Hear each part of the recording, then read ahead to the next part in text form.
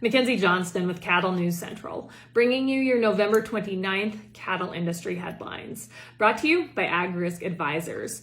PRF season is here and their advisors are educated and ready to help you mitigate weather risk. Their state-of-the-art technology and superb customer service ensures that your policy is in good hands. The PRF deadline is this Wednesday, December 1st, so if you would like more information, be sure to reach out to an advisor. AgRisk Advisors, with you no matter what the weather. Also sponsored by Circle 5 Cow School. They host remote weekly classes all throughout the Midwest so you can learn to preg check your own cows. To view their schedule, head on over to circle5cowschool.com. That is the number 5 in there. Or you can go ahead and just give them a follow on Facebook.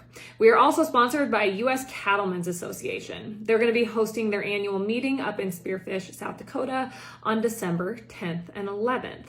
Of course, the highlight of this meeting will be Corbett Wall at the Cattle Market Power Hour on Friday evening.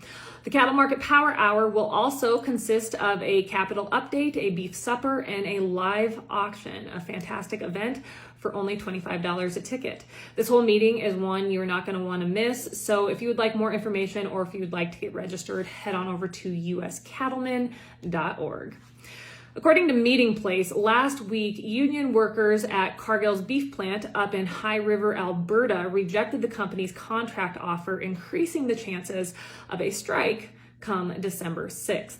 Union workers are currently pushing back over safety and health concerns that occurred during COVID, and of course, they are pushing for higher wages and better benefits.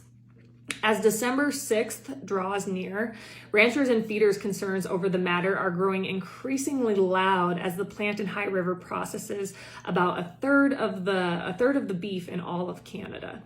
But Cargill spokesperson Daniel Sullivan claims that Cargill is going to somehow find middle ground with the union workers, keep them happy, and avoid any kind of labor disruption. According to Tri-State Livestock News, earlier this month, the American Wild Horse Campaign came out with a press release claiming that wild mustangs in northern Colorado's Sandwash Basin had been replaced by 3,000 head of domestic sheep trailing to their winter range just 2 months after some 630 wild horses had been rounded up from the area and removed.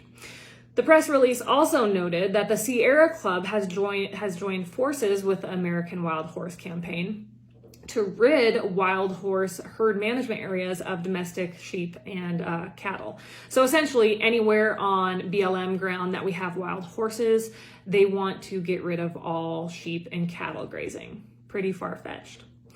Somehow, the horse advocates forgot to mention in their press release that the appropriate management level for wild horses in the Sandwash Basin is a maximum of 363 head.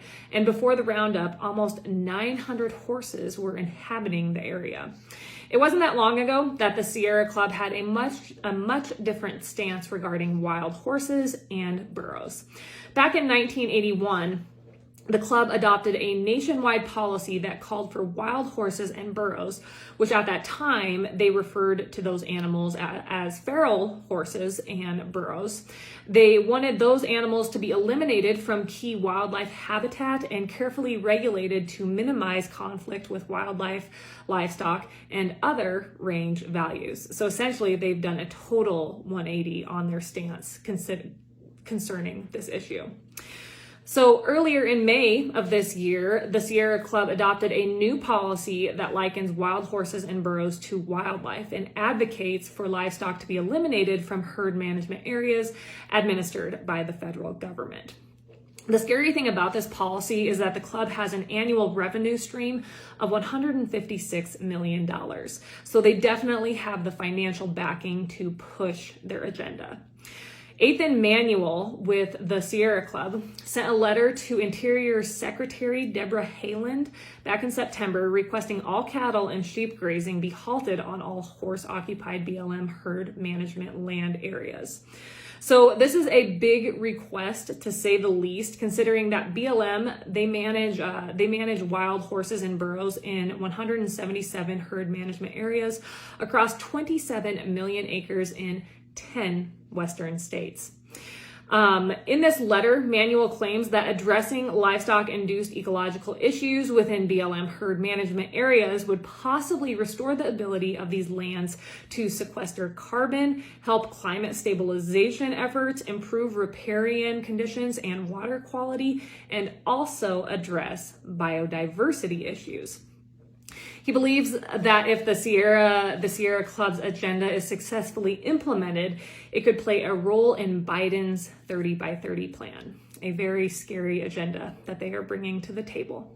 That is all I have for you guys this morning. I hope everyone had a wonderful Thanksgiving. I hope you had a great weekend. I hope the weather was beautiful where you were at. It was absolutely gorgeous here. Have yourself a great Monday, and I'll see you later.